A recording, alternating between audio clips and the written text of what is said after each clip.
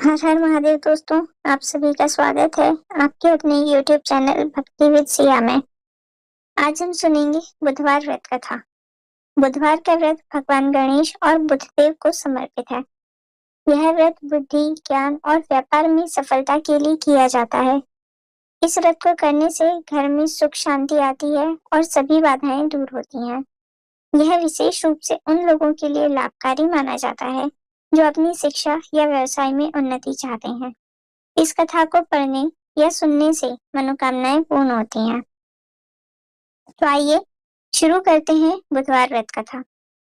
एक समय की बात है, समतापुर नगर में मधुसूदन नाम का एक व्यक्ति रहता था। उसका विवाह पास के नगर बलरामपुर की रहने वाली संगीता से संपन्न हुआ। वह दिखने में सुंदर और सुशील थी।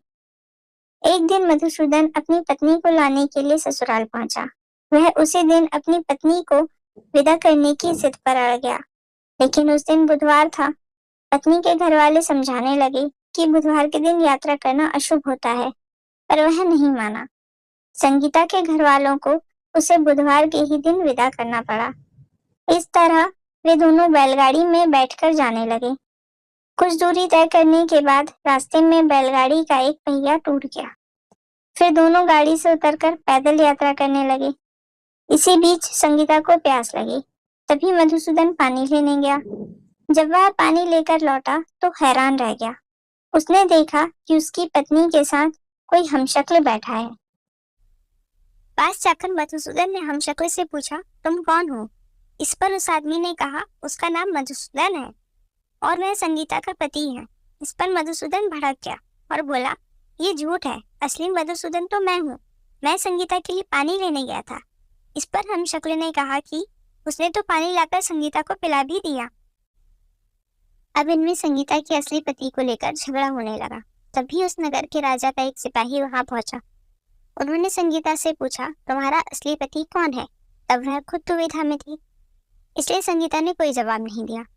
फिर सिपाहियों ने राजा के दरबार में उन दोनों को पेश किया। पूरी कहानी सुनने के बाद दोनों को राजा ने जेल में डालने का आदेश दिया। घबराया हुआ मधुसूदन इसके बाद बुधदेव को याद कर उनसे क्षमा मांगने लगा। इसके बाद वहां आकाशवाणी हुई कि मधुसूदन, तुमने संगीता के घर वालों की बात नहीं मानी और बुधवार को यात्रा की। तुम्हारे इस अड़ियल बर्ताव से भगवान बुधदेव काफी नाराज हैं। उन्होंने ही ऐसी दुविधा पैदा की है। तब मधुसूदन ने नम्र आवाज में कहा, हे महाराज, मुझसे बहुत बड़ी गलती हो गई। मैं आज के बाद कभी भी बुधवार के दिन यात्रा नहीं करूंगा और हमेशा बुधवार के दिन व्रत भी रखूंगा। क्षमा मांगने पर बुधदेव का क्रोध शांत हो गया। भगवान ने फिर मधुसूदन को क्षमा कर दिया। राजा के दरबार में मौजूद उसका हमशक्ल भी गायब हो गया। बुधदेव की कृपा से राजा ने फिर मधुसूदन और संगीता को विदा कर दिया। राजमहल से जैसे ही वे आगे बढ़े तो रास्ते में बैलगाड़ी भी सही सलामत मिल गई। दोनों एक साथ खुशी खुशी अपने नगर लौट आए। इसके बाद वे हर बुधवार को व्रत रखने लगे। उनका जीवन सरल और सुखमय हो गया। उनके कामकाज में भी उन्नति हुई। हे बुध महाराज, जैसे आपने संगीता और मधुसूदन का साथ दिया, वैसे सभी का साथ दीजिएगा। इस कथा को सुनने वाले हर व्यक्ति की मनोकामना पूर्ण कीजिएगा। जय बुधदेव महाराज, जय गजानन महाराज।